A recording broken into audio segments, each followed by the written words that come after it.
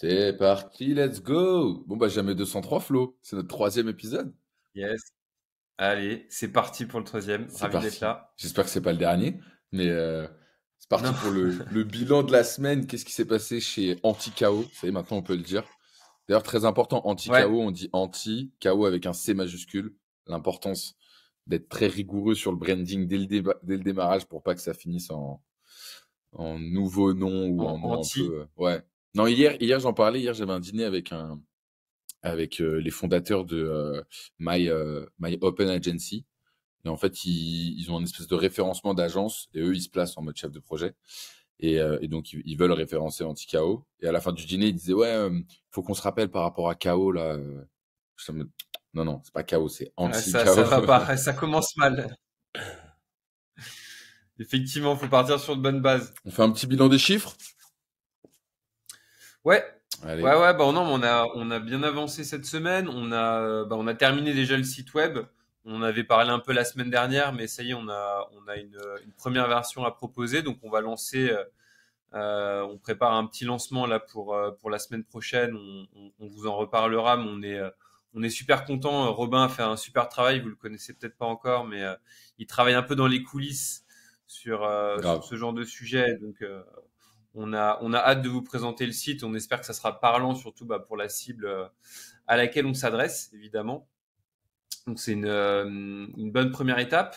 Depuis la semaine dernière, où on a également signé un deuxième audit, donc avec un client sur lequel on a pu un peu augmenter nos tarifs parce que c'est un audit qui est un peu plus complexe à faire. Donc voilà, on a aussi testé un peu la friction par rapport à nos tarifs. On s'est rendu compte qu'on pouvait encore augmenter le prix de nos audits. Donc celui-là, on est passé à 4 900 euros. Mm. Donc ça c'est voilà aussi un super client qui est dans l'énergétique. On est très content de pouvoir bosser avec eux.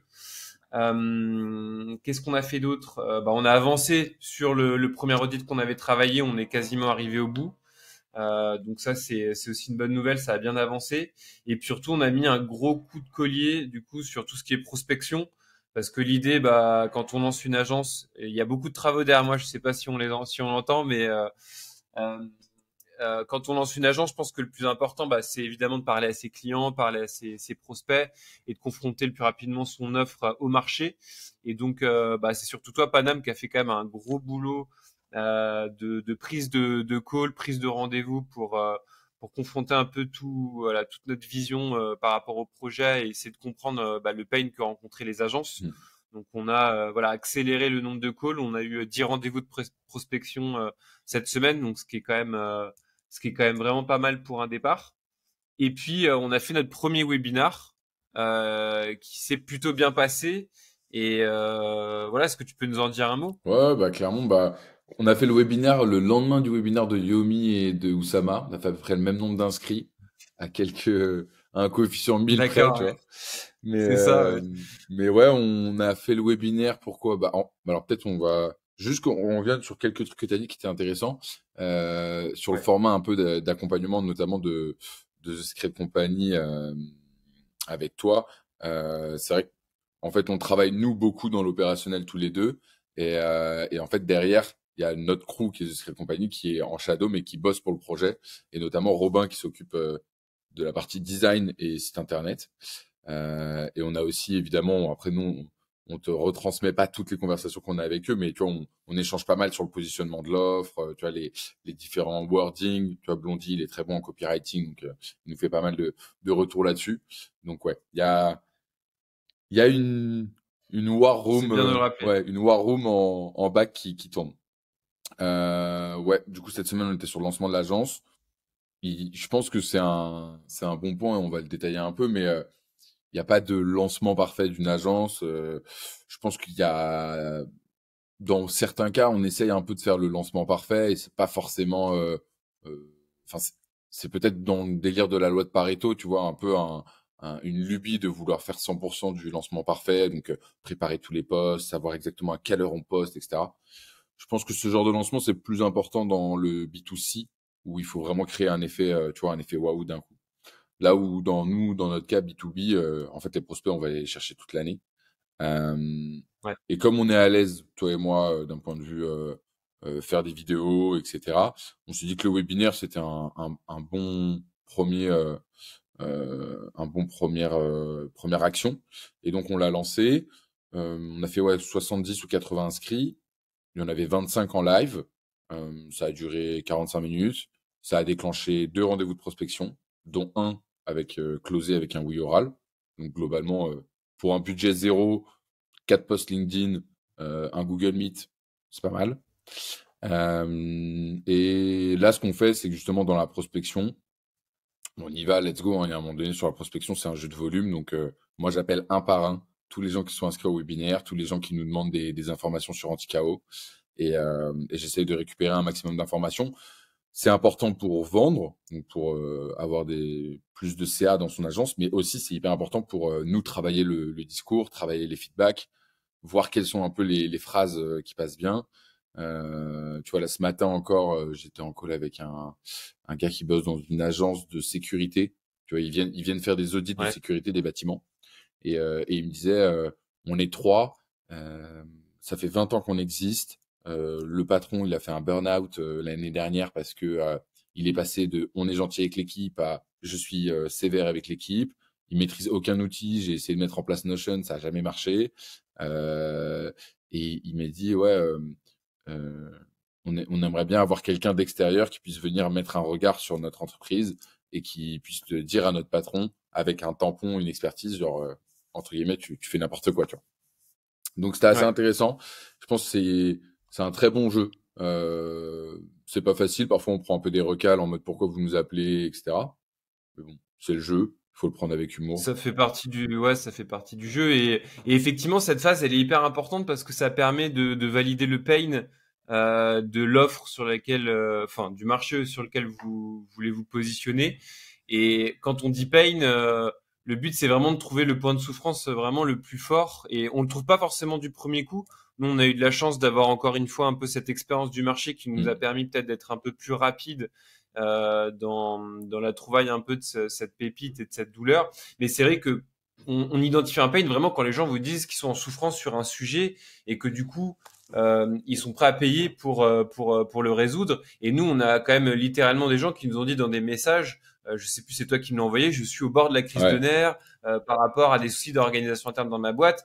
Moi, j'ai parlé avec des gens, des dirigeants d'entreprise qui voyaient moins leurs gosses, moins leurs femmes, parce qu'en fait, ils étaient euh, croulés sous les tâches administratives, sur des trucs qui se disaient ça n'a aucun sens de le faire, mais il faut le faire pour le bon déroulement de leur boîte et la gestion de leur entreprise.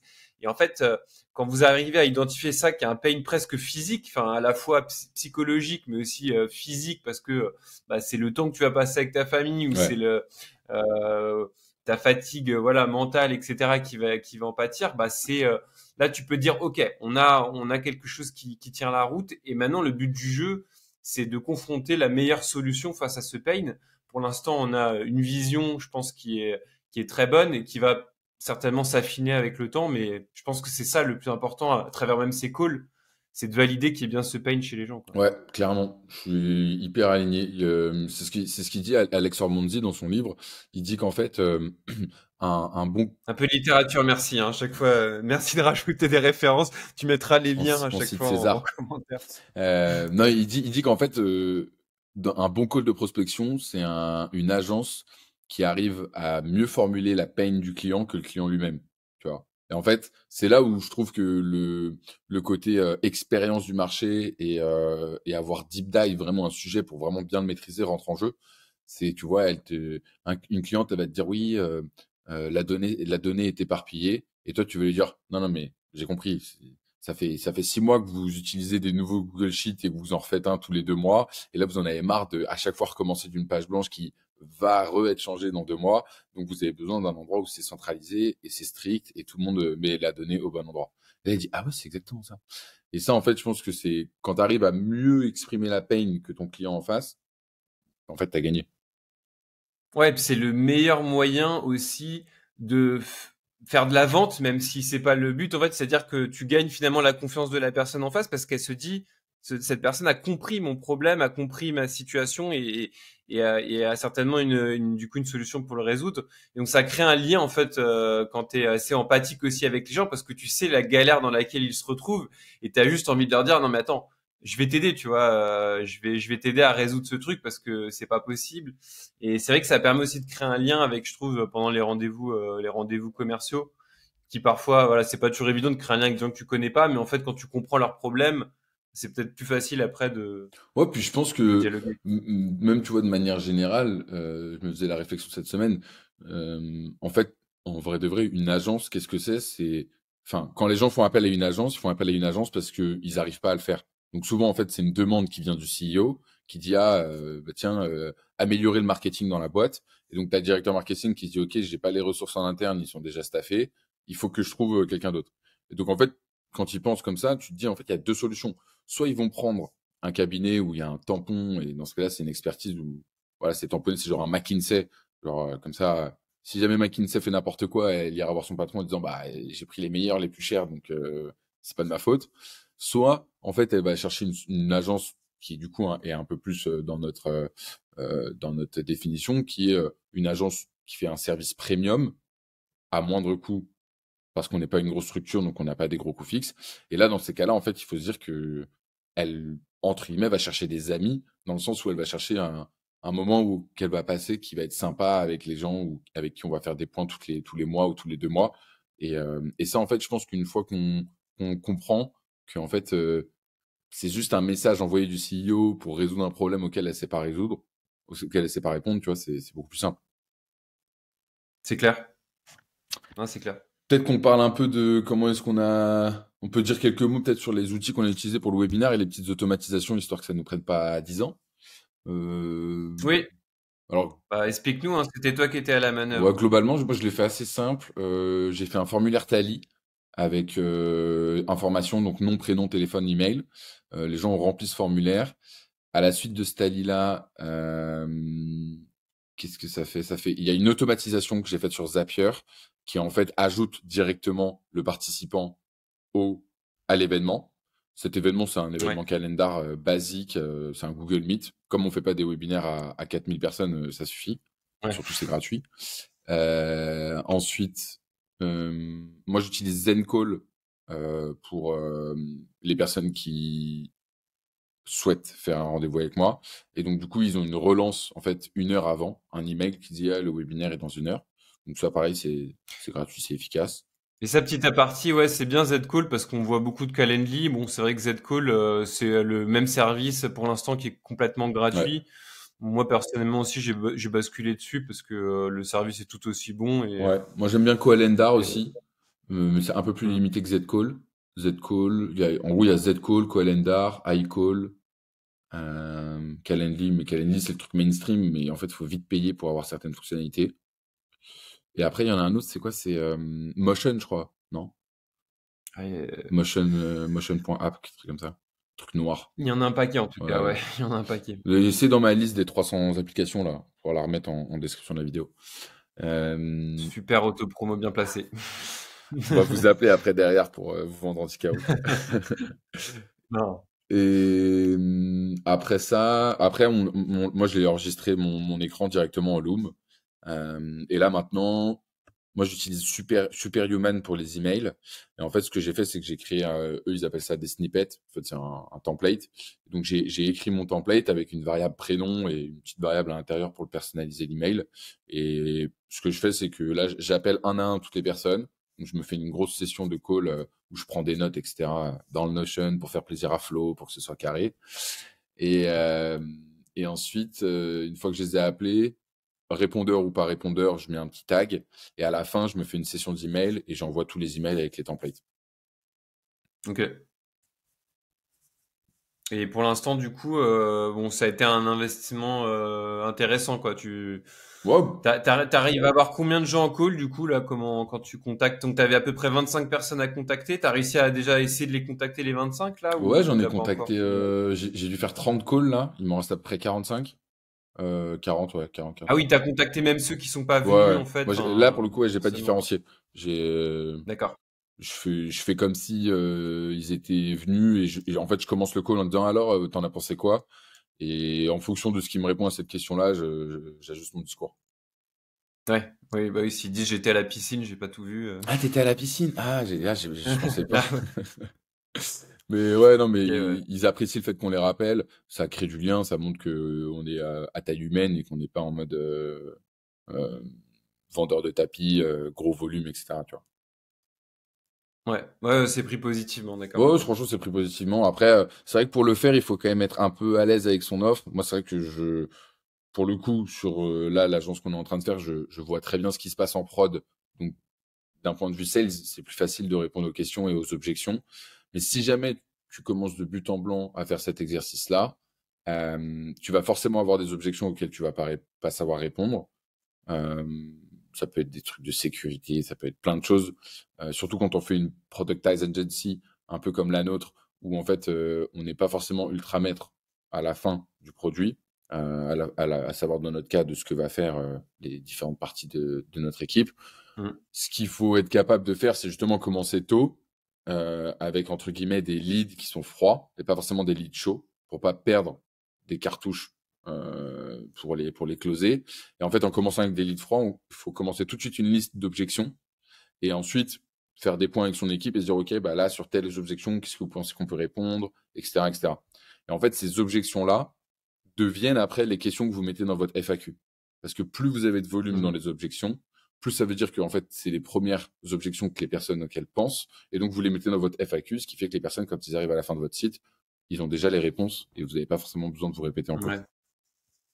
Ouais, et puis, ok, ouais, je vois, c'est intéressant, surtout qu'en fait, tu t'entraînes dans des conditions, on va dire, plus difficiles que ce que tu auras par la suite. C'est un peu comme les joueurs de rugby qui s'entraînent dans des conditions horribles, il fait froid, il pleut, etc.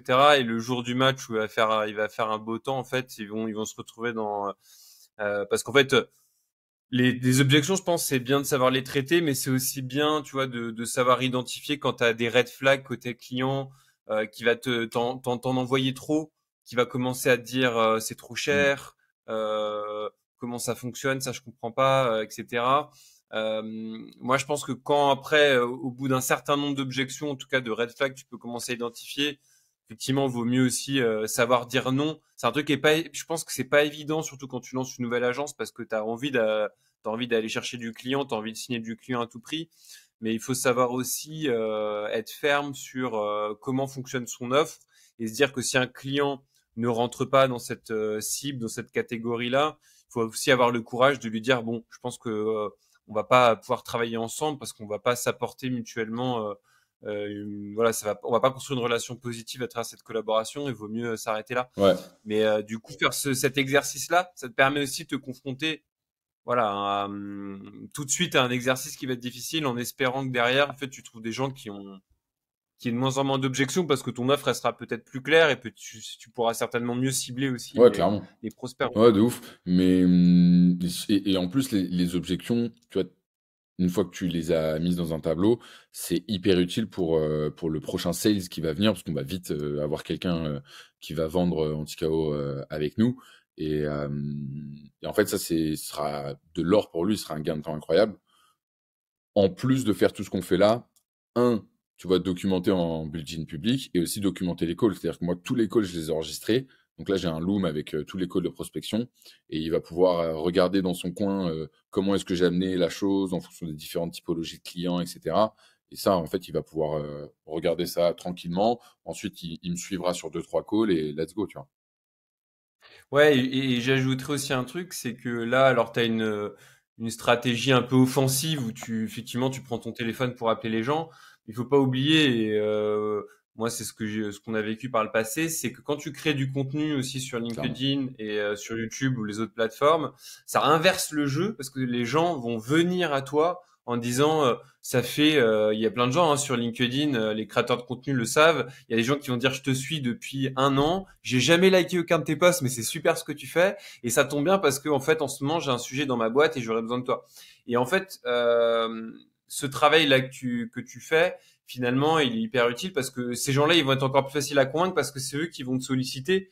Donc là, c'est pour ça que quand je parlais de contexte un peu plus difficile, c'est quand tu vas au charbon, que toi t'envoies les emails, tu passes les coups de téléphone. Mais il faut imaginer le cas aussi quand c'est le lead qui vient à toi grâce à la création de contenu qu'on a prévu de faire. là, c'est presque du pain béni parce qu'en fait, les gens sont déjà prêts, convaincus, auront finalement très peu d'objections parce qu'ils comprendront ta manière de fonctionner, de travailler avec les autres. Donc, c'est important de s'y garder en tête, je Ouais, pense. Ouais. clairement. Ouais, de ouf. Mais ça, après, sur les personnes qui vont lancer des agences, ils n'auront pas, peut-être pas forcément une communauté.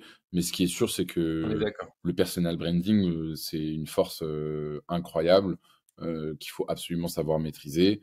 Et c'est au-delà d'une skills, en fait, c'est plus, il faut le faire comme un kiff. Mais je pense qu'on en a déjà un peu parlé déjà la semaine dernière, mais il faut vraiment que ça devienne un kiff de se dire, OK, genre, je trouve le réseau qui me correspond, je trouve un peu les sujets qui me plaisent et j'y vais quoi. Il faut pas forcément essayer de s'enfermer dans une case parce que je sais pas par exemple moi je suis pas mal d'Américains sur Instagram, sur LinkedIn, etc. Ça me donne de l'inspiration et derrière j'en Mm. crée d'ailleurs un swap file, on pourra en parler après. Euh, mais je pense qu'il faut vraiment avoir sa patte. Moi, je m'amuse, en fait. Moi, je lance toutes mes journées avec un post LinkedIn. Je regarde même plus si ça fait du buzz ou pas de buzz, je m'en fiche. Juste, je fais un post, ça m'a fait marrer et je l'envoie. Et après, Ça fait partie de ta ouais. routine. Ma journée ne commence pas tant que j'ai pas publié mon post LinkedIn. D'accord, Donc, ok. tu peux voir en fonction. Bah, c'est bien, on peut savoir à quelle heure tu commences tes Ce que journées j'allais tous les dire. jours en allant sur ton fil. Le mec qui poste à 15 h. Ça va, Pierre, t'as bien Ouais, bossé? Ouais, ça va, c'est ça. tranquille, tranquille. Ouais, belle journée. Non, ça, tu postes relativement tôt le matin, il me Ouais, ouais, semble. ça va. Mais pour le coup, ouais, en fait, c'est du marketing gratuit, quoi. Donc, et l'avantage de LinkedIn Ouais, par rapport à d'autres plateformes, c'est que si tu fais un bid, personne ne le sait. ouais, c'est clair. Donc ça, c'est... Parce que tu le vois pas passer dans ton fil. Mhm. Ouais. Mais là, tu vois, il y a plein de posts de personnes qui disent, ouais, le reach a diminué sur LinkedIn en ce moment. Enfin, moi, j'ai vu qu'il y avait moins de vues, mais ça m'a pas impacté directement. Après, parce que aussi notre enfin, notre acquisition de leads ne repose pas exclusivement sur ça. On sait faire du SEO, on sait faire des ads, on sait faire, tu vois. Ouais, ça, c'est important de pas mettre tous ses œufs dans le même panier. Personne n'est à l'abri de se faire ban un jour de LinkedIn ou qu'il y a un changement de l'algorithme qui te baisse drastiquement, un peu comme on a connu avec Mm. Facebook. Où il y avait un peu un moment l'Eldorado, puis ça a été de plus en plus difficile d'utiliser les réseaux comme ça. Donc ouais, c'est sûr, faut un peu varier, mais faut aussi trouver sans trop s'éparpiller non plus. Ouais. Mais bon, je pense qu'on en avait pas mal parlé la dernière Mais fois. après, pour se baquer de ça, il faut faire les newsletters avec les emails.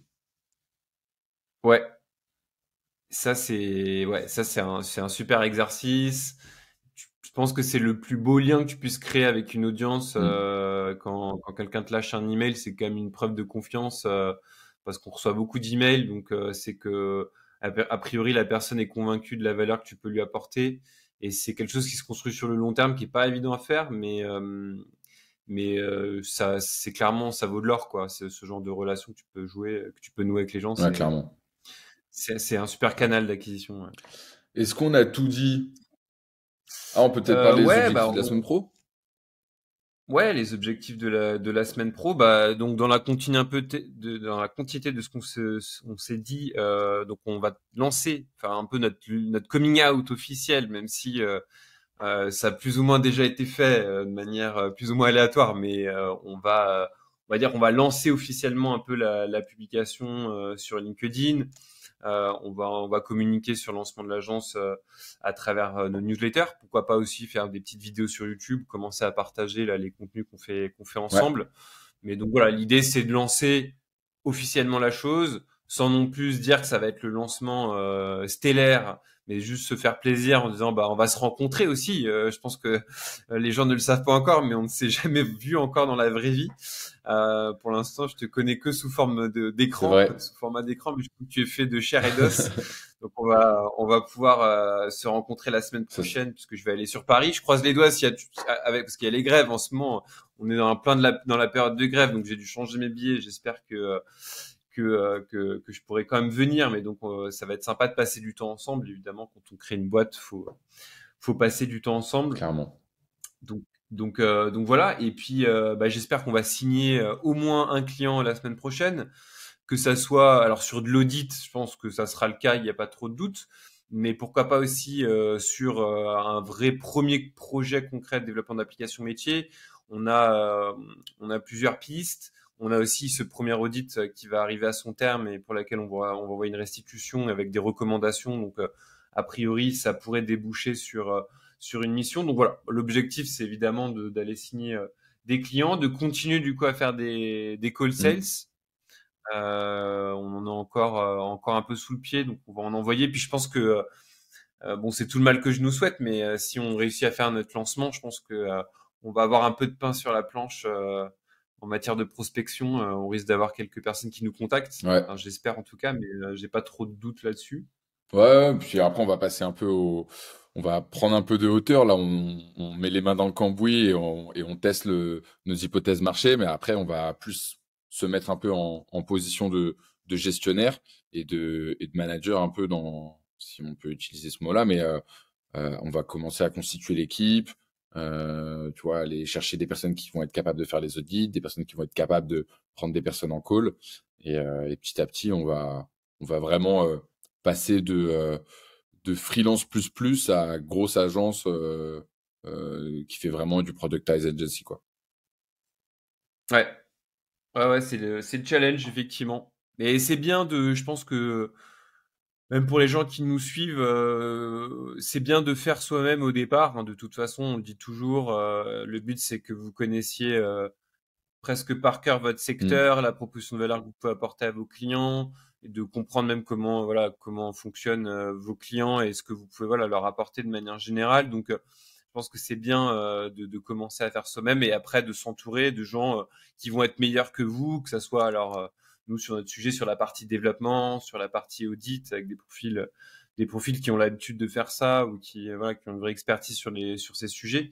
Mais je pense que chaque chose vient à son temps et c'est bien de commencer par là et tu le dis et comme tu l'as très bien dit, on va petit à petit prendre de la hauteur parce que le but c'est pas de se faire un collectif à deux ou trois de freelance pour travailler sur des clients, mais de construire quelque chose de plus ambitieux et plus structuré. Exact, ouais. Donc donc voilà, on va rencontrer du monde. Ça sera l'occasion du coup de ma venue à Paris de passer du temps ensemble et de rencontrer aussi d'autres personnes qui évoluent sur ce marché, que ce soit des éditeurs de logiciels ou des freelances, des personnes qui potentiellement travailleront avec nous. Euh, et puis voilà, est-ce que j'ai oublié quelque chose? Non, nickel. Je pense que c'est un beau C'est un très beau programme. programme. Grosse semaine la semaine prochaine.